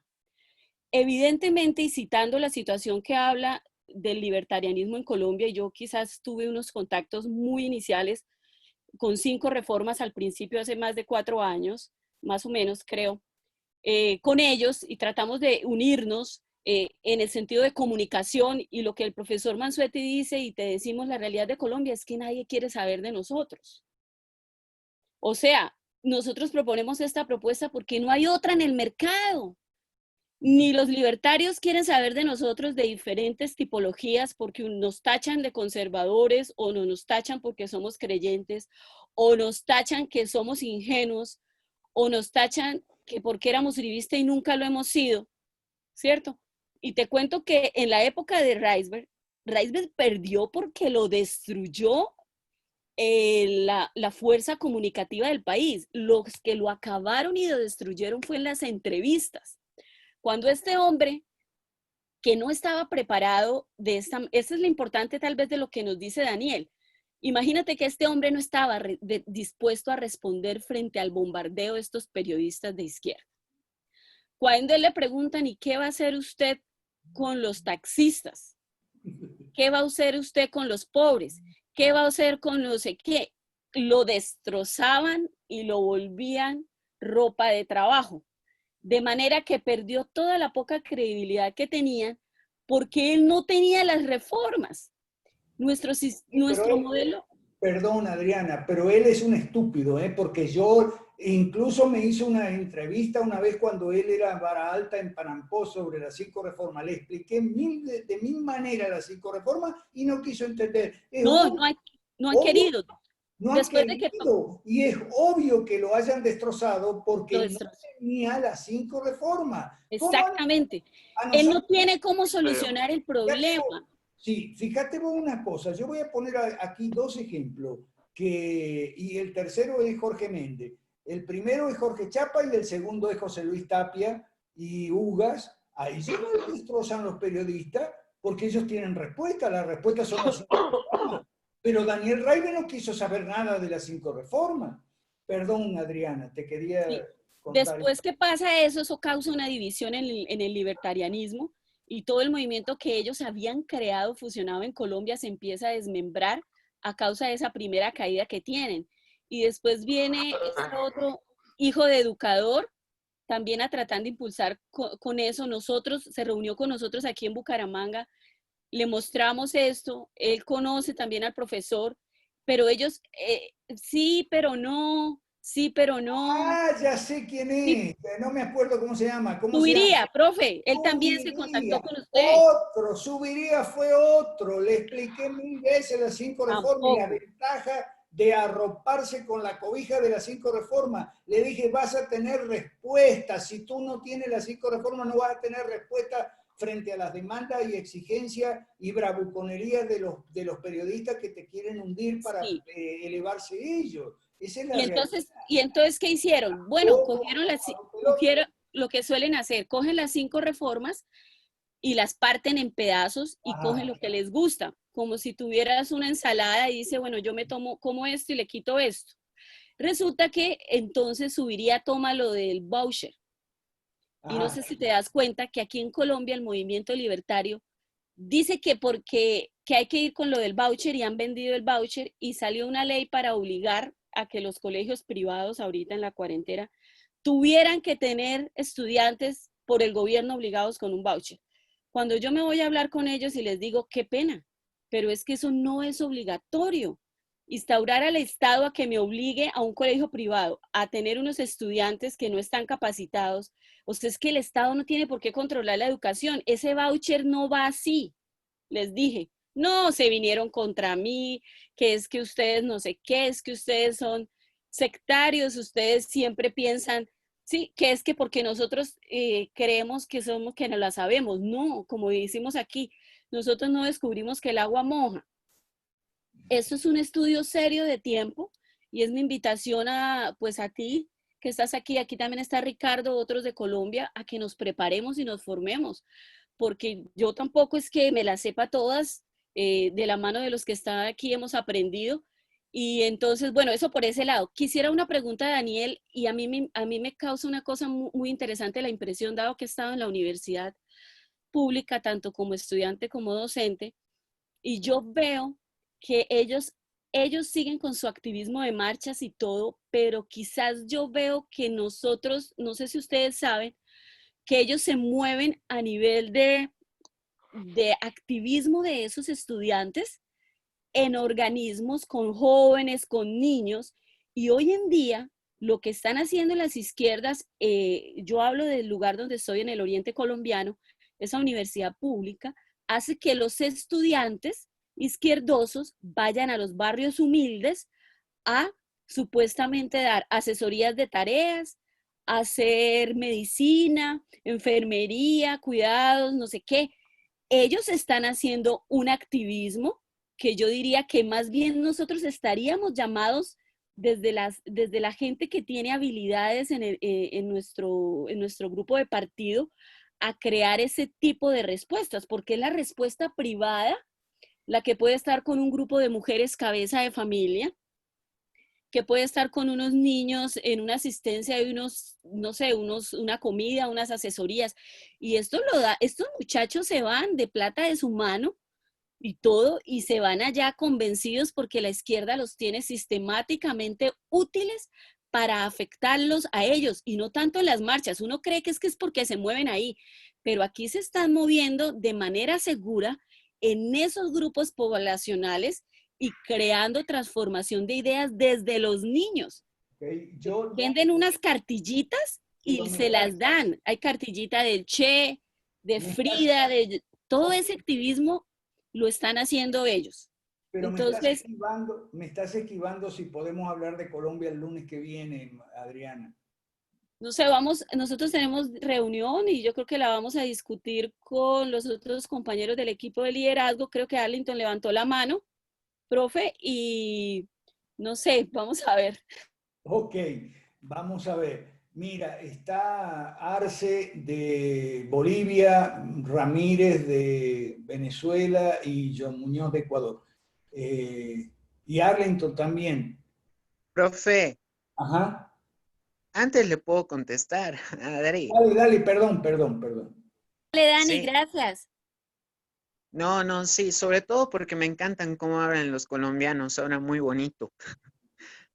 Bien, mira, Adri, es que no se van a articular, es por eso de que, bueno, con el permiso del profe, tal vez yo estoy pateando un poco la piñata y proponiendo otra cosa que no estaba en los planes, pero es por eso que yo quiero centrar, digamos, esto en torno al liderazgo, ¿sí? ¿Por qué no se van a articular? Es porque hace tiempo, hace más o menos unos 20 años, que nosotros estamos peleando contra ellos en su terreno, o sea, ya hemos entrado a la guerra que ellos nos están proponiendo, es decir, aquí ya no hay una noción del discurso jerárquico en razón de lo que es verdad, porque, a ver, de eso se trata la guerra molecular disipada, de eso se trata la guerra social, de la aniquilación de la jerarquía a todo nivel, empezando precisamente por las ideas, por las instituciones, etcétera, etcétera.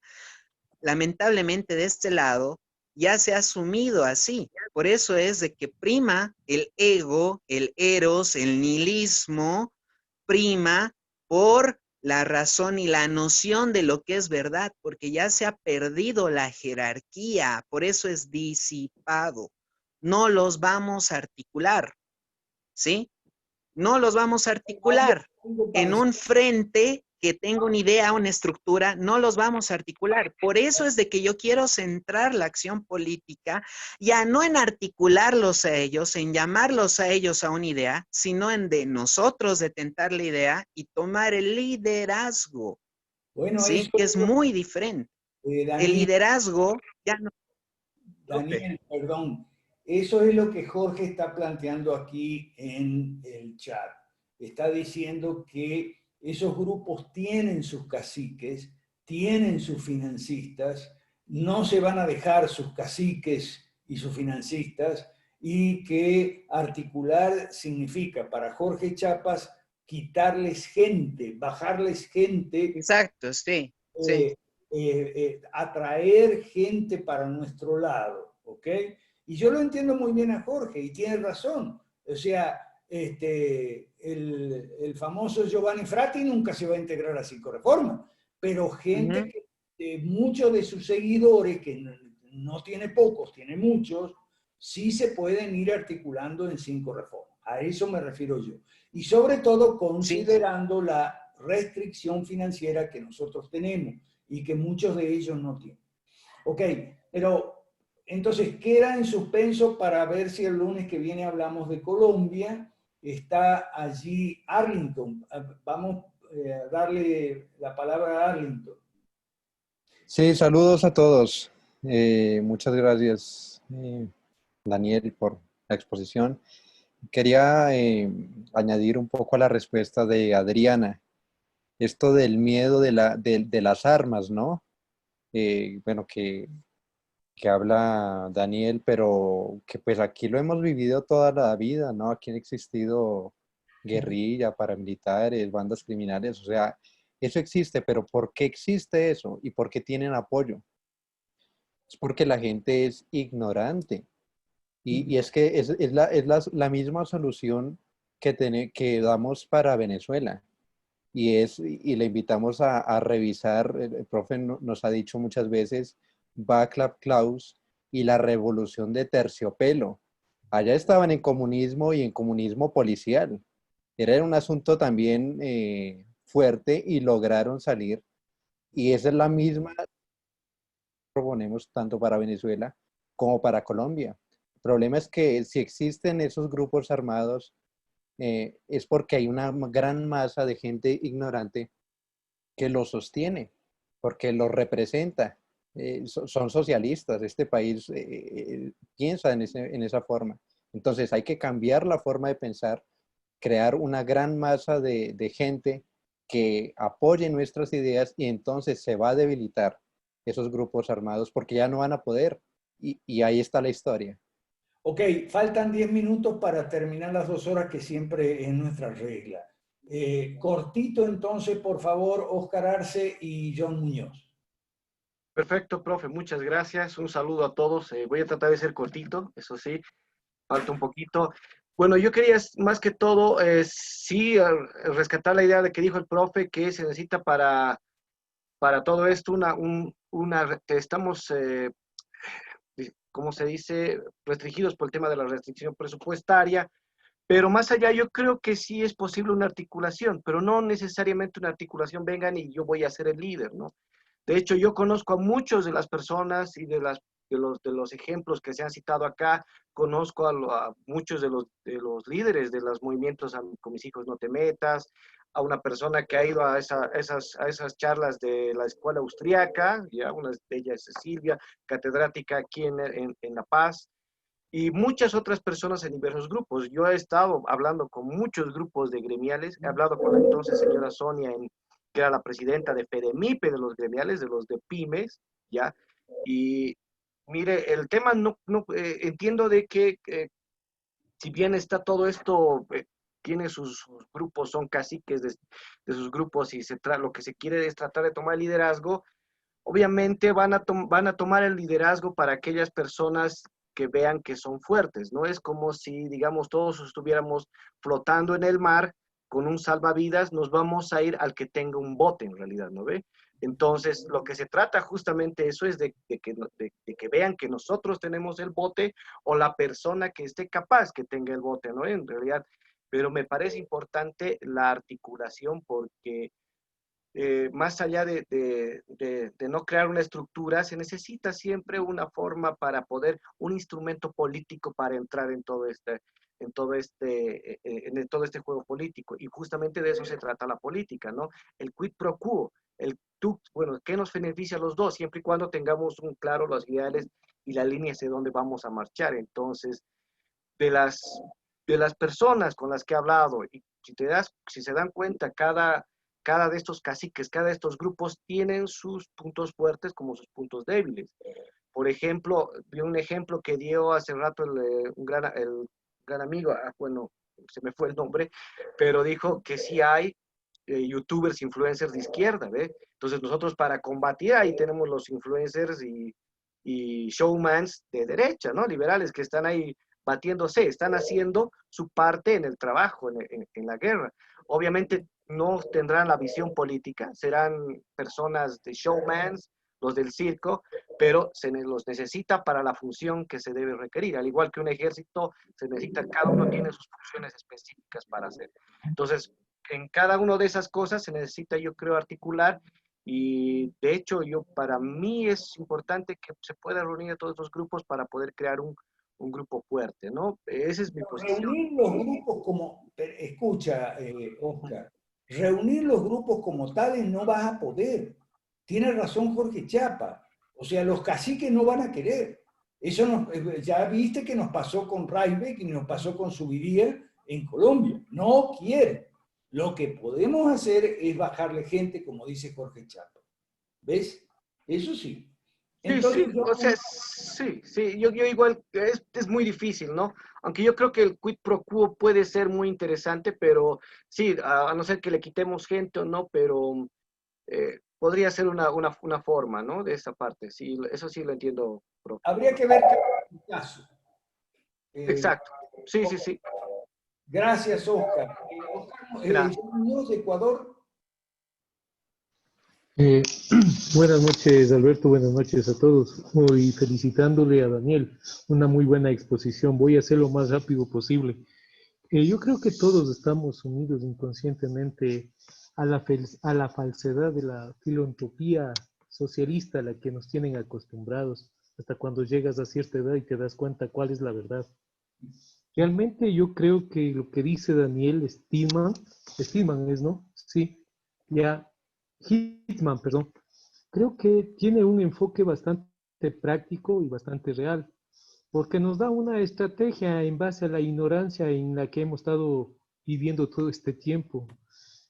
Creo también que podríamos decir que los movimientos sociales son parte de una democracia patológica que vive cada uno de nuestros países latinoamericanos. Desde antemano, les digo ya, Ecuador, Colombia, todos los países que entran a elecciones en este próximo año van a ganar los socialistas. Es ahí donde nosotros hemos reaccionado. Personalmente yo he reaccionado. ¿Ya? No he accionado lo que he aprendido, he reaccionado. Pero podemos decir algo más profundo, que todas esas distorsiones mentales a nivel de política se deben a las leyes malas. Porque tenemos leyes electorales que son perversas. Porque toda ley mala es perversa. La estrategia que tiene 5R del liberalismo clásico es uno solo, la verdad. La verdad para hacernos libres, la verdad para servir mejor a los demás. Esa realidad no podemos esquivarle. Lo que ignoramos es cómo afrontar esas adversidades que el campo, el pueblo, la ciudad, el barrio nos da las espaldas ante nuestras propuestas. Por temor, igual a veces por ignorancia. Pero como digo, realmente lo que dijo Daniel me gustó muchísimo de la Segunda Guerra Mundial, sobre todo cuando te repliegas. Nosotros, los de la derecha buena, sinceramente les voy a decir, recién estamos despertando. Replegarnos no podemos hablar de eso. ¿Por qué razón? Porque nunca hemos avanzado. Para replegarte tienes que haber avanzado. Y nosotros recién estamos poniéndonos los zapatos. En especial hablo yo en lo personal. Pero Alberto, gracias a Jorge y gracias a 25 personas más, a Clotilde Alviso, ¿ya? Nos están abriendo el camino, pero no nos están podando. Porque quienes van a podar somos nosotros. Si nos toca hablar heridas lacerantes de nuestro país, tenemos que hacerlo. Pero no solamente los problemas, sino también las soluciones. Y las soluciones somos nosotros, pero carecemos de estrategias. Y aquí Daniel... Carecemos de dinero, estrategias sí tenemos. Yo creo que Daniel nos ha Dinero, dado dinero. Yo creo que Daniel nos ha dado una lección. Esa es una realidad mucho más pesada. Estrategias tenemos. Mira, perdón, John Muñoz, lo que pasa es que ya estamos en tiempo y me gustaría que cierre Daniel. Antes yo voy a pasar el aviso. Para el miércoles, o sea, pasado mañana, el conversatorio vamos a tratar dos temas. José Luis Tapia de Perú va a tratar el tema de la propiedad del subsuelo, que tiene que ver con reclamaciones indígenas o pseudoindígenas en muchos países, ¿no? Como Perú.